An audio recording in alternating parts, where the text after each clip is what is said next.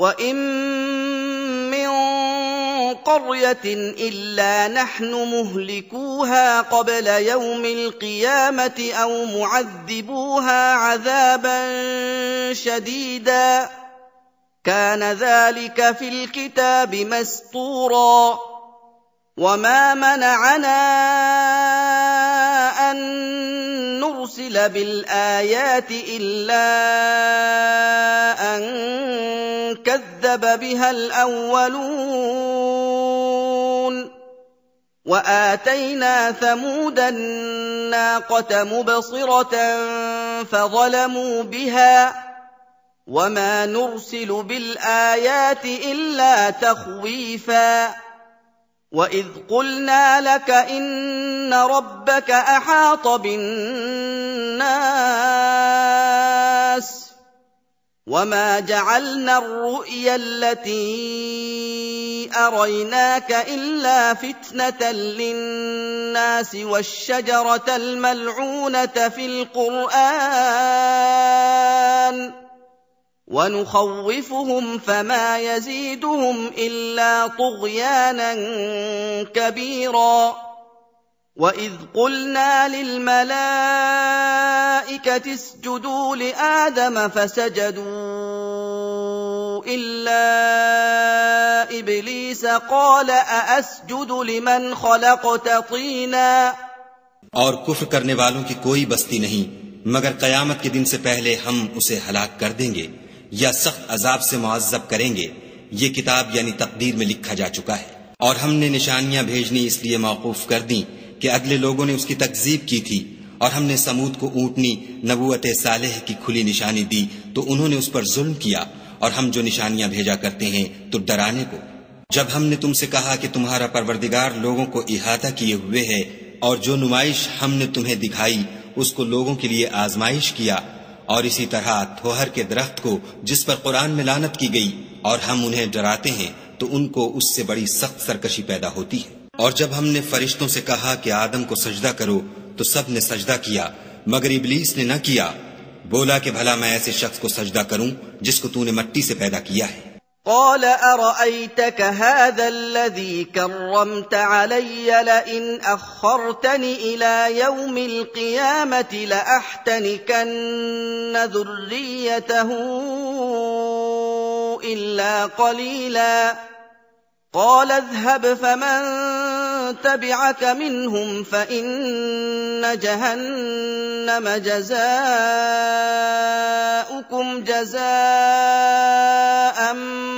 موفورا واستفزز من استطعت منهم بصوتك وأجلب عليهم بخيلك ورجلك وشاركهم في الأموال والأولاد وعدهم وما يعدهم الشيطان إلا غرورا إن عبادي ليس لك عليهم سلطان وكفى بربك वकीला। और अज़राह तंज कहने लगा कि देख तो यही वो है जिसे तूने मुझ पर फजीलत दी है। अगर तू मुझको कयामत के दिन तक की मोहलत दे तो मैं थोड़े से शख्सों के सिवा इसकी तमाम औलाद की जड़ काटता रहूंगा। खुदा ने फरमाया यहां से चला जा, जो शख्स इनमें से तेरी पैरवी करेगा तो तुम सब की जजा जहन्नम है और वो पूरी सजा है। और उनमें से जिसको बहका सके अपनी आवाज से बहकाता रहे और उन पर अपने सवारों और प्यादों को चढ़ाकर लाता रहे और उनके माल और औलाद में शरीक होता रहे और उनसे वादे करता रहे। और शैतान जो वादे उनसे करता है सब धोखा है। जो मेरे मुखलिस बंदे हैं उन पर तेरा कुछ जोर नहीं। और ए पैगंबर सल्लल्लाहु अलैहि वसल्लम तुम्हारा परवरदिगार कारसाज काफी है। रब्बुकुमुल्लज़ी युज़्जी लकुमुल फुल्क फिल बहरि लितब्तगू मिन फज़लिहि इन्नहु कान बिकुम रहीमा وَإِذَا مَسَّكُمُ الضُّرُّ فِي الْبَحْرِ ضَلَّ مَن تَدْعُونَ إِلَّا إِيَّاهُ فَلَمَّا نَجَّاكُمْ إِلَى الْبَرِّ أَعْرَضْتُمْ وَكَانَ الْإِنسَانُ كَفُورًا أَفَأَمِنتُم أَمِنتُمْ أَن يَخْسِفَ بِكُمْ جَانِبَ الْبَرِّ أَوْ يُرْسِلَ عَلَيْكُمْ حَاصِبًا ثُمَّ لَا تَجِدُوا لَكُمْ وَكِيلًا أَمْ أَمِنتُمْ أَن يُعِيدَكُمْ فِيهِ تَارَةً أُخْرَىٰ فَيُرْسِلَ عَلَيْكُمْ قَاصِفًا مِّنَ الرِّيحِ فَيُغْرِقَكُم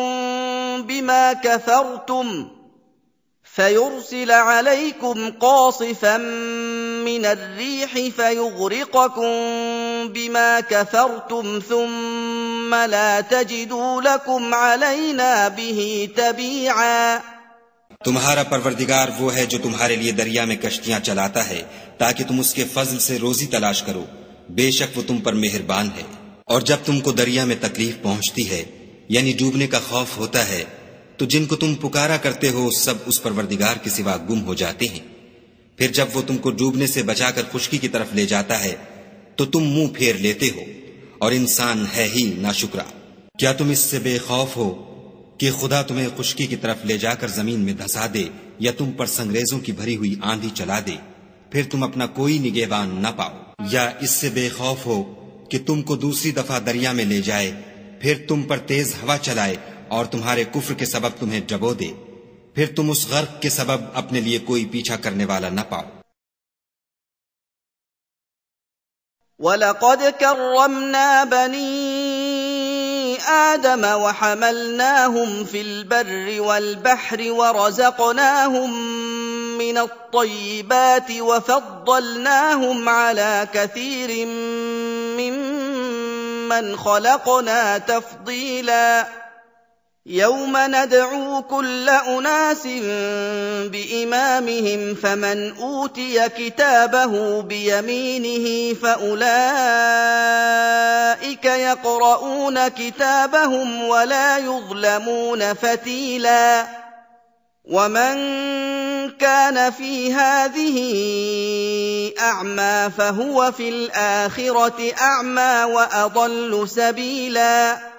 और हमने बनी आदम को इज्जत बख्शी और उनको जंगल और दरिया में सवारी दी और पाकीज़ा रोजी अता की और अपनी बहुत सी मखलूकात पर फजीलत दी। जिस दिन हम सब लोगों को उनके पेशवाओं के साथ बुलाएंगे तो जिनके आमाल की किताब उनके दाहिने हाथ में दी जाएगी वो अपनी किताब को खुश हो कर पढ़ेंगे और उन पर धागे बराबर भी जुल्म न होगा। और जो शख्स इस दुनिया में अंधा हो वो आखिरत में भी अंधा होगा और नजात के रास्ते से बहुत दूर। وَإِن كَادُوا لَيَفْتِنُونَكَ عَنِ الَّذِي أَوْحَيْنَا إِلَيْكَ لِتَفْتَرِيَ عَلَيْنَا غَيْرَهُ وَإِذًا لَّاتَّخَذُوكَ خَلِيلًا وَلَوْلَا أَن ثَبَّتْنَاكَ لَقَدْ كِدتَّ تَرْكَنُ إِلَيْهِمْ شَيْئًا قَلِيلًا إِذًا لَّأَذَقْنَاكَ ضِعْفَ الْحَيَاةِ وَضِعْفَ الْمَمَاتِ ثُمَّ لَا تَجِدُ لَكَ عَلَيْنَا نَصِيرًا وَإِن كَادُوا لَيَسْتَفِزُّونَكَ مِنَ الْأَرْضِ لِيُخْرِجُوكَ مِنْهَا وَإِذًا لَّا يَلْبَثُونَ خِلَافَكَ إِلَّا قَلِيلًا سُنَّةَ مَن قَدْ أَرْسَلْنَا قَبْلَكَ مِن رُّسُلِنَا وَلَا تَجِدُ لِسُنَّتِنَا تَحْوِيلًا। और ए पैगंबर जो वही हमने तुम्हारी तरफ भेजी है करीब था कि ये काफिर लोग तुमको उससे पिछला दें ताकि तुम उसके सिवा और बातें हमारी निस्बत बना लो और उस वक्त वो तुमको दोस्त बना लेते। और अगर हम तुमको साबित कदम न रहने देते तो तुम किसी कदर उनकी तरफ माइल होने ही लगे थे। उस वक्त हम तुमको जिंदगी में भी अजाब का दूना और मरने पर भी दूना मजा चखाते, फिर तुम हमारे मुकाबले में किसी को अपना मददगार न पाते। और करीब था कि ये लोग तुम्हें जमीन मक्का से फिसला दें ताकि तुम्हें वहां से जिला वतन कर दें और उस वक्त तुम्हारे पीछे ये भी न रहते मगर कम। जो पैगंबर हमने तुमसे पहले भेजे थे उनका और उनके बारे में हमारा यही तरीक रहा है और तुम हमारे तरीक में तगय्युर व तबद्दुल न पाओगे। अक़िमिस्सलात लिदुलूकि श्शम्सि इला ग़सक़िल लैलि व क़ुरआनल फ़ज्रि इन्न क़ुरआनल फ़ज्रि कान मशहूदा وَمِنَ اللَّيْلِ فَتَهَجَّدْ بِهِ نَافِلَةً لَّكَ عَسَىٰ أن يبعثك ربك مقاما محمودا وقل رب أدخلني مدخل صدق وأخرجني مخرج صدق واجعل لي من لدنك سلطانا نصيرا وقل جاء الحق وزهق الباطل إن الباطل كان زهوقا۔ اے محمد صلی اللہ علیہ وآلہ وسلم، سورج کے ڈھلنے سے رات کے اندھیرے تک ظہر، عصر، مغرب، عشاء کی نمازیں اور صبح کو قرآن پڑھا کرو، کیونکہ صبح کے وقت قرآن کا پڑھنا موجب حضور ملائکہ ہے، اور بعض حصہ شب میں بیدار ہوا کرو اور تہجد کی نماز پڑھا کرو، یہ شب خیزی تمہارے لیے سبب زیادت ہے، قریب ہے کہ خدا تم کو مقام محمود میں داخل کرے۔ اور کہو کہ اے پروردگار مجھے مدینے میں اچھی طرح داخل کیجو اور مکے سے اچھی طرح نکالیو اور اپنے ہاں سے زور و قوت کو میرا مددگار بنائیو، اور کہہ دو کہ حق آ گیا اور باطل نابود ہو گیا، بے شک باطل نابود ہونے والا ہے۔ وَنُنَزِّلُ مِنَ الْقُرْآنِ مَا هُوَ شِفَاءٌ وَرَحْمَةٌ لِّلْمُؤْمِنِينَ وَلَا يَزِيدُ الظَّالِمِينَ إِلَّا خَسَارًا وَإِذَا أَنْعَمْنَا عَلَى الْإِنسَانِ أَعْرَضَ وَنَأَىٰ بِجَانِبِهِ وَإِذَا مَسَّهُ الشَّرُّ كَانَ يَئُوسًا قُلْ كُلٌّ يَعْمَلُ عَلَىٰ شَاكِلَتِهِ فَرَبُّكُمْ أَعْلَمُ بِمَنْ هُوَ أَهْدَىٰ سَبِيلًا وَيَسْأَلُونَكَ عَنِ الرُّوحِ قُلِ الرُّوحُ مِنْ أَمْرِ رَبِّي وَمَا أُوتِيتُم مِّنَ الْعِلْمِ إِلَّا قَلِيلًا وَلَئِن شِئْنَا لَنَذْهَبَنَّ بِالَّذِي أَوْحَيْنَا إِلَيْكَ ثُمَّ لَا تَجِدُ لَكَ بِهِ عَلَيْنَا وَكِيلًا إِلَّا رَحْمَةً مِّن رَّبِّكَ إِنَّ فَضْلَهُ كَانَ عَلَيْكَ كَبِيرًا۔ اور ہم قرآن کے ذریعے سے وہ چیز نازل کرتے ہیں جو مومنوں کے لیے شفا اور رحمت ہے، اور ظالموں کے حق میں تو اس سے نقصان ہی بڑھتا ہے۔ اور جب ہم انسان کو نعمت بخشتے ہیں تو روح گرداں ہو جاتا اور پہلو پھیر لیتا ہے، اور جب اسے سختی پہنچتی ہے تو نا امید ہو جاتا ہے۔ کہہ دو کہ ہر شخص اپنے طریق کے مطابق عمل کرتا ہے، سو تمہارا پروردگار اس شخص سے خوب واقف ہے جو سب سے زیادہ سیدھے رستے پر ہے۔ اور تم سے روح کے بارے میں سوال کرتے ہیں، کہہ دو کہ وہ میرے پروردگار کی ایک شان ہے اور تم لوگوں کو بہت ہی کم علم دیا گیا ہے۔ اور اگر ہم چاہیں تو جو کتاب ہم تمہاری طرف بھیجتے ہیں اسے دلوں سے محو کر دیں، پھر تم اس کے لیے ہمارے مقابلے میں کسی کو مددگار نہ پاؤ، مگر اس کا قائم رہنا تمہارے پروردگار کی رحمت ہے، کچھ شک نہیں کہ تم پر اس کا بڑا فضل ہے۔ قُل لَّئِنِ اجْتَمَعَتِ الْإِنسُ وَالْجِنُّ عَلَىٰ أَن يَأْتُوا بِمِثْلِ هَٰذَا الْقُرْآنِ لَا يَأْتُونَ بِمِثْلِهِ وَلَوْ كَانَ بَعْضُهُمْ لِبَعْضٍ ظَهِيرًا وَلَقَدْ صَرَّفْنَا لِلنَّاسِ فِي هَٰذَا الْقُرْآنِ مِن كُلِّ مَثَلٍ فَأَبَىٰ أَكْثَرُ النَّاسِ إِلَّا كُفُورًا وَقَالُوا لَن نُّؤْمِنَ لَكَ حَتَّىٰ تَفْجُرَ لَنَا مِنَ الْأَرْضِ يَنبُوعًا أَوْ تَكُونَ لَكَ جَنَّةٌ مِّن نَّخِيلٍ وَعِنَبٍ فَتُفَجِّرَ الْأَنْهَارَ خِلَالَهَا تَفْجِيرًا أَوْ تُسْقِطَ السَّمَاءَ كَمَا زَعَمْتَ عَلَيْنَا كِسَفًا أَوْ تَأْتِيَ بِاللَّهِ وَالْمَلَائِكَةِ قَبِيلًا أَوْ يَكُونَ لَكَ بَيْتٌ مِّن زُخْرُفٍ أَوْ تَرْقَىٰ فِي السَّمَاءِ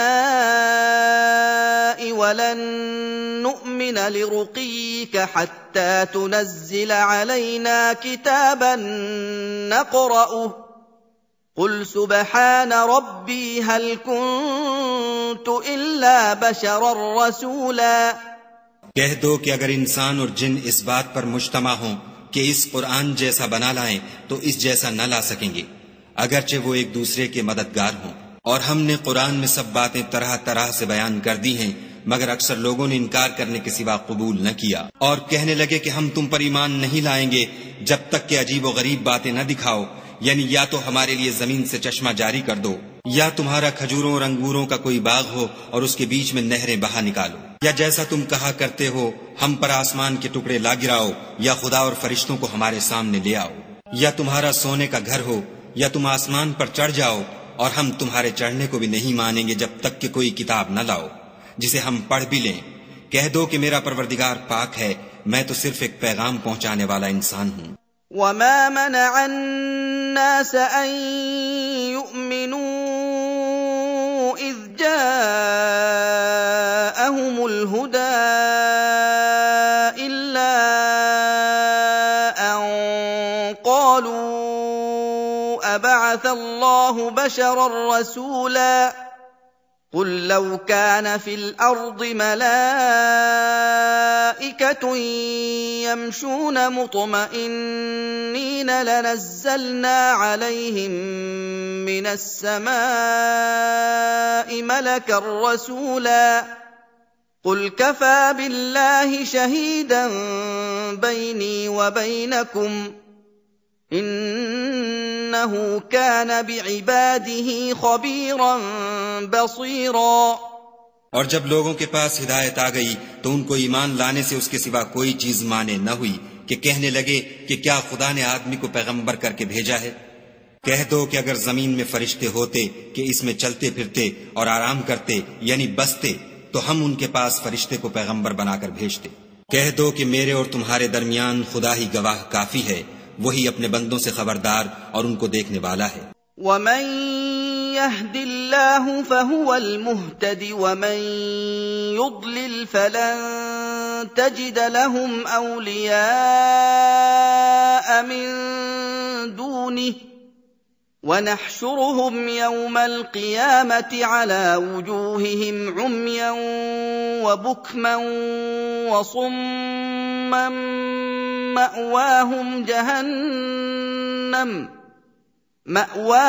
जहन्नम कुल्लमा खबत ज़िदनाहुम सईरा ذلك جزاؤهم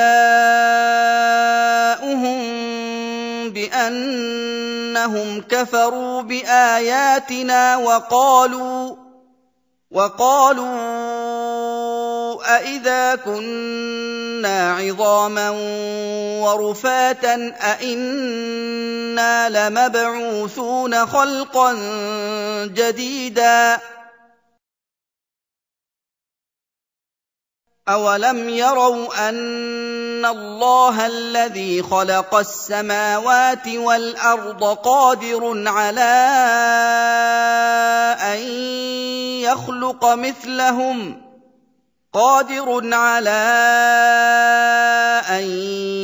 يخلق مثلهم وجعل لهم أجلا لا ريب فيه فأبى الظالمون إلا كفورا। और जिस शख्स को खुदा हिदायत दे वही हिदायत याब है, और जिनको गुमराह करे तो तुम खुदा के सिवा उनके रफीक नहीं पाओगे। और हम उनको कयामत के दिन औंधे मुंह, अंधे, गूंगे और बहरे बनाकर उठाएंगे, और उनका ठिकाना दोज़ख है। जब उसकी आग बुझने को होगी तो हम उनको अजाब देने के लिए और भड़का देंगे। ये उनकी सजा है इसलिए कि वो हमारी आयतों से कुफ्र करते थे और कहते थे कि जब हम मरकर बोसीदा हड्डियां और रेजा रेजा हो जाएंगे तो क्या अस्सर नौ पैदा किए जाएंगे। क्या उन्होंने नहीं देखा कि खुदा जिसने आसमानों और जमीन को पैदा किया है इस बात पर कादिर है कि उन जैसे लोग पैदा कर दे, और उसने उनके लिए एक वक्त मुकर्रर कर दिया है जिसमें कुछ भी शक नहीं। तो जालिमों ने इनकार करने के सिवा उसे कबूल न किया। कुल लौ अंतुम तमलिकून खज़ाइन रहमति रब्बी इज़न लअमसक्तुम खश्यतल इंफाक़ वकानल इंसानु क़तूरा वलक़द आतैना मूसा 9 आयातिन बय्यिनातिन फस्अल बनी इस्राईल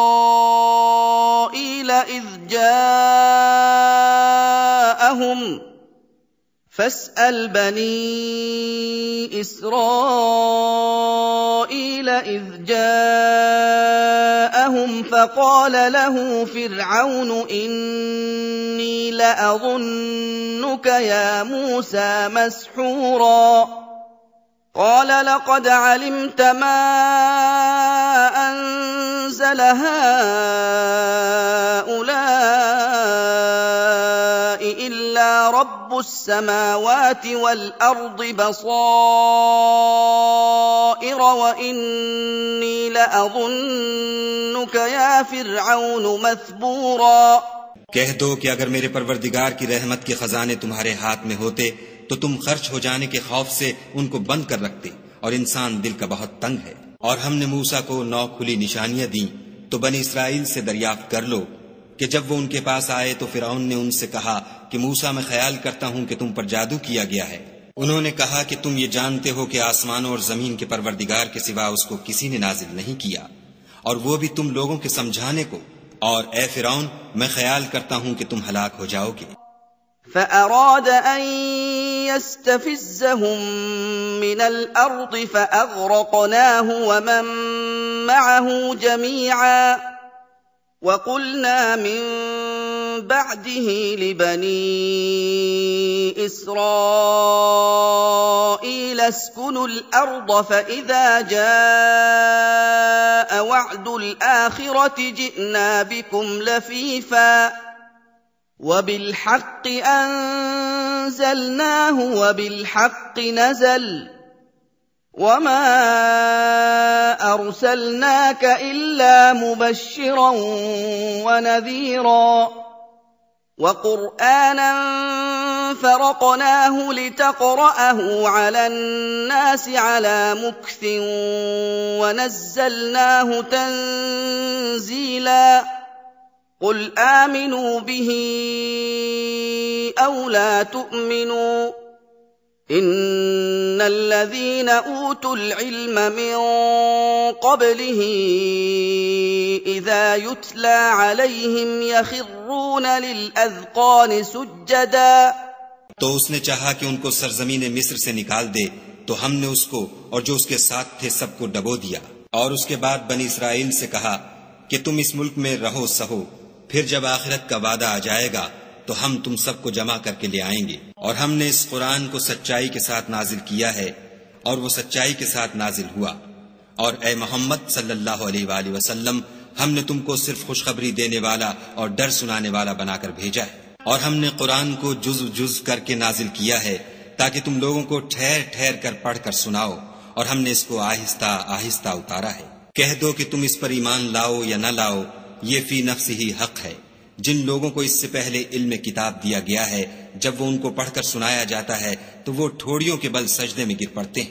वयक़ूलून सुब्हान रब्बिना इन कान वअदु रब्बिना लमफ़ऊला वयख़िर्रून लिलअज़क़ान यबकून वयज़ीदुहुम ख़ुशूआ قل ادعوا الله أو ادعوا الرحمن أيما تدعوا فله الأسماء الحسنى ولا تجهر بصلاتك ولا تخافت بها وابتغ بين ذلك سبيلا وقل الحمد لله الذي لم يتخذ ولدا ولم يكن له شريك في الملك ولم يكن له ولي من الذل وكبره تكبيرا। और कहते हैं कि हमारा परवरदिगार पाक है, बेशक हमारे परवरदिगार का वादा पूरा होकर रहा। और वो ठोड़ियों के बल गिर पड़ते हैं और रोते जाते हैं, और उससे उनको और ज्यादा आजिज़ी पैदा होती है। कह दो कि तुम खुदा को अल्लाह के नाम से पुकारो या रहमान के नाम से, जिस नाम से पुकारो उसके सब नाम अच्छे हैं।